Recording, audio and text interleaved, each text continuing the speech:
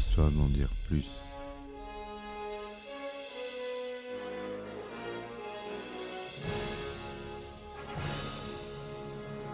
Eh ben attendez, on est en France. Allez, cul sec.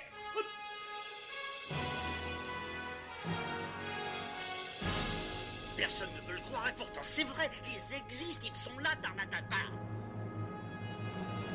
Non. Il faut qu'on pète.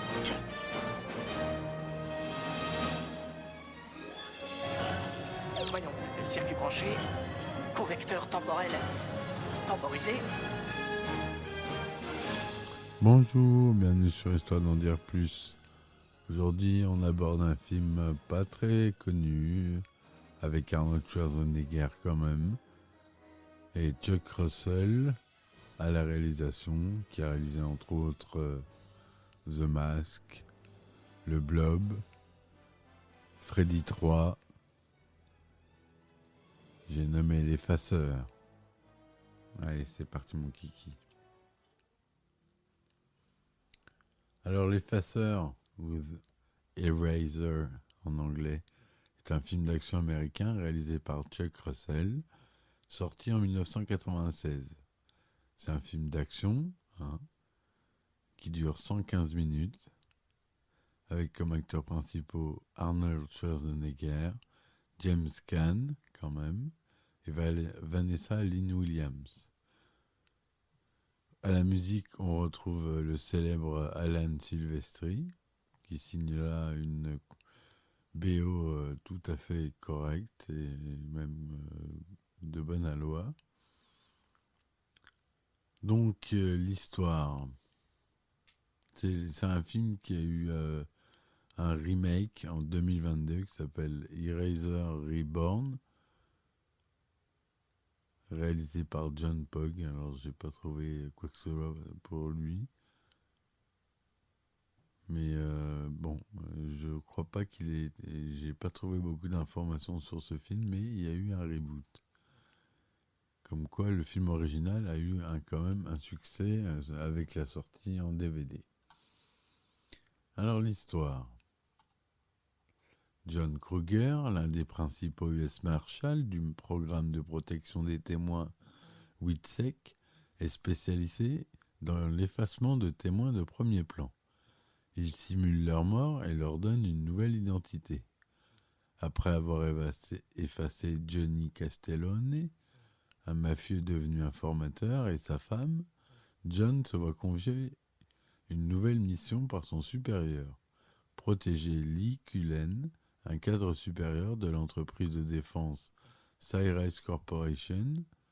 Lee a alerté le FBI que les dirigeants de Cyrus ont secrètement financé la création d'un fusil électromagnétique avancé qu'ils ont l'intention de vendre au marché noir. Au cours d'une opération d'infiltration du FBI, Lee télécharge les données sur le développement de l'arme sur 2 disques, un pour le FBI et un pour elle-même. Le vice-président de Cyrus, William Donahue, détecte l'intrusion de Lee et la convoque à une réunion. Après avoir découvert la caméra cachée de Lee, Donahue se suicide. Lee livre le disque mais refuse l'offre de John de se placer sous la protection des témoins, croyant que le FBI était prêt à sacrifier pour coincer les conspirateurs. Le disque du FBI est secrètement remplacé par un faux sur ordre du sous-secrétaire à la Défense, Daniel Harper, le cerveau de la conspiration.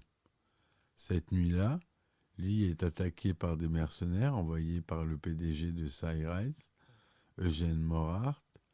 John sauve Lee et l'efface en lui donnant une nouvelle identité et en gardant sa localisation secrète, même pour le WITSEC.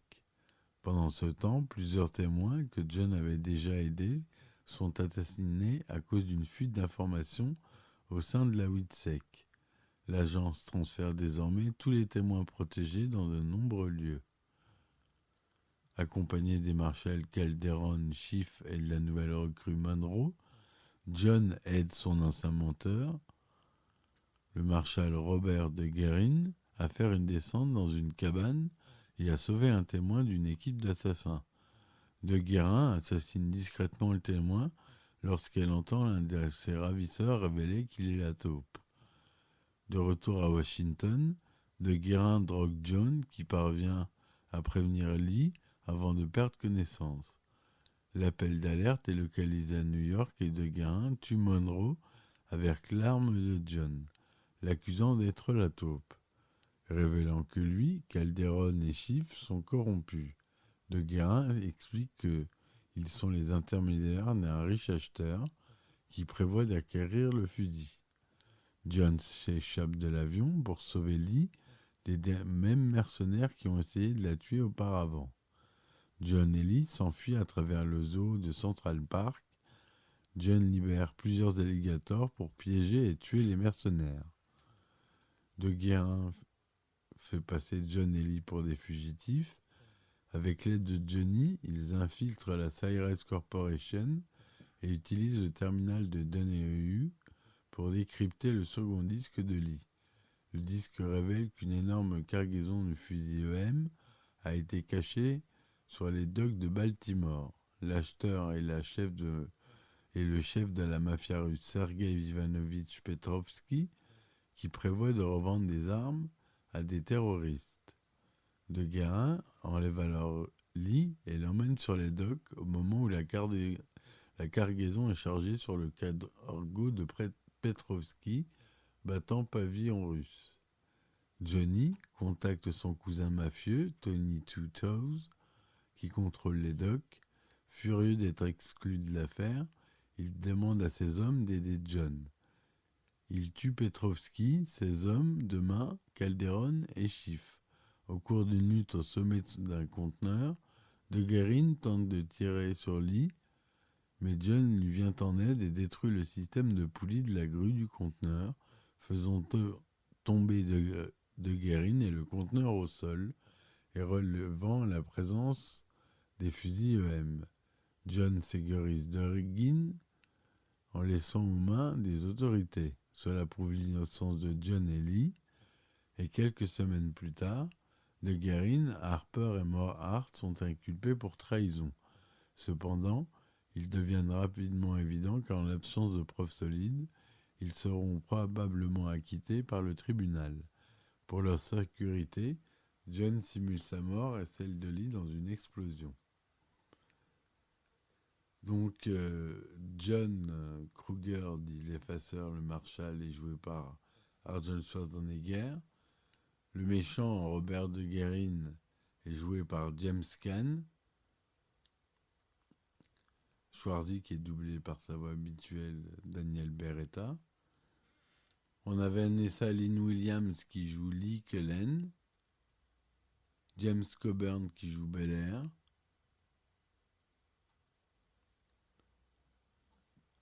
John Milius participe au film comme script doctor à la demande d'Arnold Schwarzenegger, qu'il a dirigé dans le Conan le Barbare en 1982. Frank Darabont et William Wisher participent aussi à des réécritures. Le film devait initialement avoir un happy end romantique, mais la fin sera changée après des projections tests négatives.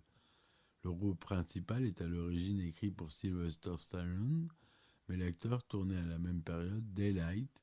Le rôle revient donc à Arnold Schwarzenegger. Jonathan Pryce a été envisagé pour le rôle de l'US Marshal De Guérin, finalement attribué à James Caan. Et Sven Hol Thorsen, bodybuilder et cascadeur danois et ami d'Arnold Schwarzenegger, apparaît dans le rôle d'un gangster russe. Le film a bénéficié d'un budget de 100 millions de dollars quand même, hein. C'est pas rien. C'est un vrai blockbuster. Le tournage a eu lieu de septembre 1995 à mars 1996. Il se déroule au Canada, en Californie, au Warner Bros. Studios, à Washington, et dans le Maryland, et dans le New Jersey. Arnold Schwarzenegger a choisi lui-même le directeur de la photographie Adam Greenberg, qui a notamment travaillé sur Terminator en 1984 et Terminator 2, le jugement dernier, en 1991. Les relations entre le réalisateur Chuck Russell et le producteur Harold Coppelson se sont très tendues durant le tournage. Ils refuseront de s'adresser la parole. Arnold Schwarzenegger a servi d'intermédiaire et a organisé les échanges entre les deux hommes, notamment à propos de la logistique et des plannings. L'effaceur a obtenu des critiques allant de mitigées à négatives. Si Rotten Tomatoes lui donne 36% sur 45 commentaires, une note de 4,9 sur 10.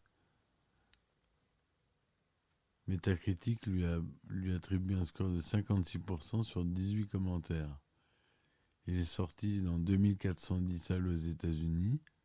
Il prend la première place du box-office avec 24 566 000 $ durant le week-end de sa sortie pour une moyenne de 10 000 $ par salle, qui lui permet de détrôner Disjoncté, qui occupait la tête du box-office le week-end précédent.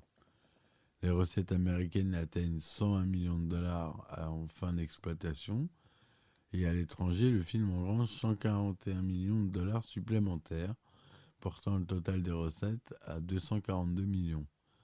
En France, où il est distribué jusqu'à 444 salles, L'Effaceur prend la tête du box-office durant les 2 premières semaines de sa sortie avec 824 000 entrées, ce qui est quand même pas mal. Il finit son exploitation à 1 500 000. Il a reçu quelques récompenses, les Bambi Awards 96 pour le meilleur film international, les Golden Camera 97 pour meilleur acteur international pour Schwarzy, BMI and TV Awards 97 pour Alan Silvestri à la musique, nommé aux Oscars 97 du meilleur montage sonore. La société fictive Sarez devait initialement être nommée Cyrix.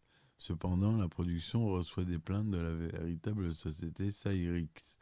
Le nom sera changé en post-production grâce aux effets spéciaux numériques et les dialogues seront redoublés. On parle un peu du reboot. En septembre 2021, un reboot est annoncé avec Dominic Sherwood dans le rôle principal. Réalisé par John Pogg, d'après un scénario de Michael Weiss, Eraser Reborn est produit par Hunt Laurie et Patty Reed pour Rose Rocks Film. Le film est distribué par la Warner Bros. Home Entertainment. Eraser Reborn sort en Blu-ray et en DVD le 7 juin 2022, ainsi que sur la plateforme de streaming HBO Max.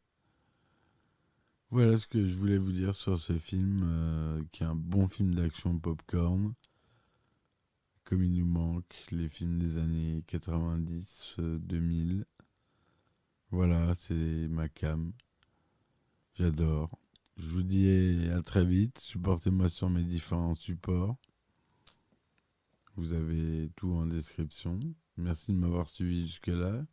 Je vous dis à très vite et ciao ciao. Histoire d'en dire plus.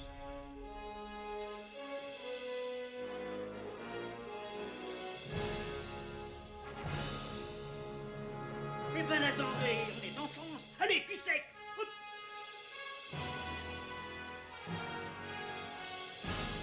Personne ne veut le croire et pourtant c'est vrai, ils existent, ils sont là, tarnatata. Glow.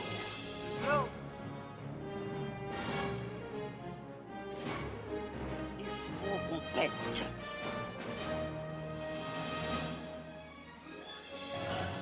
Voyons, circuit branché, correcteur temporel temporisé,